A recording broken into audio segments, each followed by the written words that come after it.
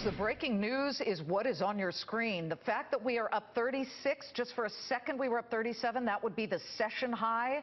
After having been down close to 300 points, we have a market whiplash, certainly, where we were down so much across the board.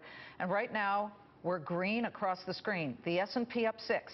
The NASDAQ has been up now, and it is higher. It's doubled its gain since the top of the show. So now it's up 32.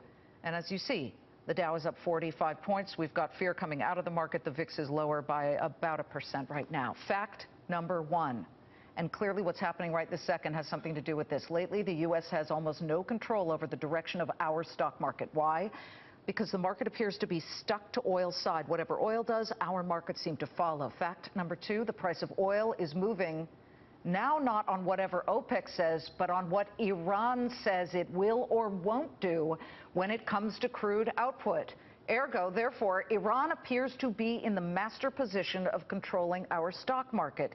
Here now with more insight is Kissinger Associates Vice Chairman, former Goldman Sachs Vice Chairman, and former Deputy Secretary of State Bob Hormats under Hillary Clinton, and Fox News' Mideast and terror expert Walid Phares with us live from D.C. Great to see you both. Bob, to you first. The death spiral X today, because oil is moving higher by 1 measly percent, continues. But now it seems that Iran, whatever it says or doesn't do, is what's moving oil, and that in turn is tanking our markets. Well, I don't know why people are surprised. The fact is that Russia and Saudi Arabia went to other countries and said, we'll freeze our oil exports and our production at current levels if everyone else will. Who would have imagined that Iran would agree to that? Because Iran, for the last 4 years, essentially has been under sanctions. So their oil exports are down by 1.2, 1.3 million barrels a day. Right, so they want in on the open market, They want in on the open market, and they say, well, now sanctions are off. The world has allowed us to export oil. We're going to export oil. We need the money, and we're entitled to because sanctions are off. But Bob, a week ago, and we could show a 1-week chart of oil, when Iran said, sure, we'd consider that freeze, the market and oil started to move higher, and then just yesterday they used the term joke. They said the idea is a joke. Okay, fine, it's a joke. Listen, we love it here in the United States because it makes our gasoline cheaper. But Iran's got to be sitting there rubbing its hands together saying, oh, look what happens to the market every time we decide to do something or not do something. Yes, but I think they're not doing it necessarily with the market in mind. They're doing it because they think now they want to get back into the oil market in a bigger way than they were able to do when they were under sanctions. So they're not so much focusing on our market. They're focusing on their additional exports and the additional revenues they'll bring to Iran. Walid, you have said that Iran has somewhat of a master plan here, and there's chaos within OPEC right now, but what else do the tentacles of Iran reach to in its master plan? Well, Iran could come back to the international market after the sanctions were off in a normal way to integrate and become a normal member of OPEC and of the international community in terms of producing oil and other energy. But Iran has a drive right now to gather as much super cash. Why would they need that cash that fast? That's why they are producing up to 400,000, and maybe they're going to go up to 1 million barrels a day. There are two reasons, in my view. Number one, geopolitical issues on the ground. They are conducting 3 wars. Actually, a war in Syria with Assad against ISIS, supporting the Iraqi government in Iraq against ISIS, and of course being involved with Hezbollah. That costs money. Plus, the Arab Saudi-led coalition is forming in the south, and they are very concerned about that. The most important point the Iranians are looking at is now they have those sanctions off. But what will happen next year here? What will be the next policy of the administration? So they're trying within those 9 months to gather as much income, as much dollars. Maybe they project difficult years later. And Bob, the Iranians love to disrupt, and they must love right now that they got their Iran nuclear deal. They got the better end of that deal, and there are a lot of people in this country who say, and now look at what they're doing.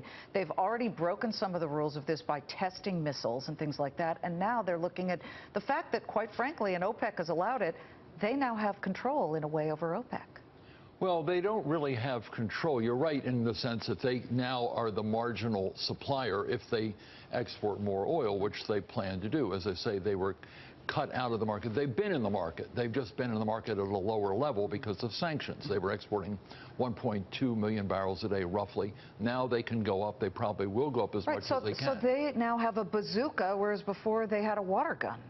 Well, because now they don't find sanctions restricting their exports, particularly to Europe. They've been selling to China, India, South Korea, Japan.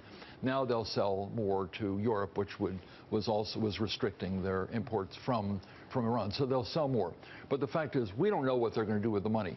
It wouldn't surprise me if, as Walid said, they're going to use some of it to support their allies and their surrogates in other parts of the region. Well, but they also have very strong demands by the Iranian people. This is an economy in deep trouble. They're going to have to spend a lot more at home just to keep people happy and create more jobs. 20% unemployment in Iran. Well, that's a lot. You know, they haven't really cared about their people, Walid, since the fall of the Shah. So what do you think they're going to do with the money? Are they going to suddenly become magnanimous and help their own economy? Or are they going to take it and fund terror wars and other wars that they're launching?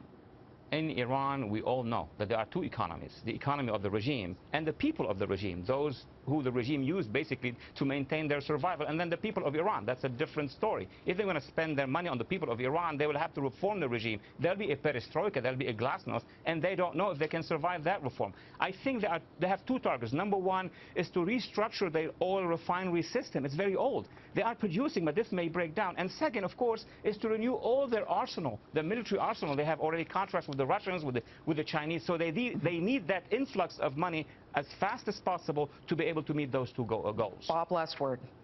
Yes, I think it's true they want to do both of those things. They want to support their allies around the world.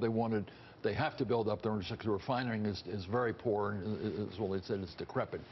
But the fact is, the Rouhani government, there is a difference between the regime and the Rouhani government. Yes. There's the Revolutionary Guard, there are a lot of other people, the supreme leader, but there is a government and a reformist one, and they're under a lot of political pressure to deliver more benefits to people in the street. They know this. They've already had demonstrations. They've got to do this. We don't know how they're going to allocate the money. It'll go to all the kind of things we've been talking about. External stuff, they'll go to arms, they'll go to all sorts of other things when they allocate the money. So we just don't know the proportions. Well, you're right on they've got more money and they're going to spend it, and we'll have to figure out how they spend it. Rouhani has a different view, doubtless, from the supreme leader of the Revolutionary Guard. They'll have to debate it. It'll be a big debate. Well, I think you're right on the first one. Money will go to arms, and we'll watch it very closely. Bob Hormats, thank you so much for joining us. And, of course, Walid Phares, we appreciate your perspective. Thank you.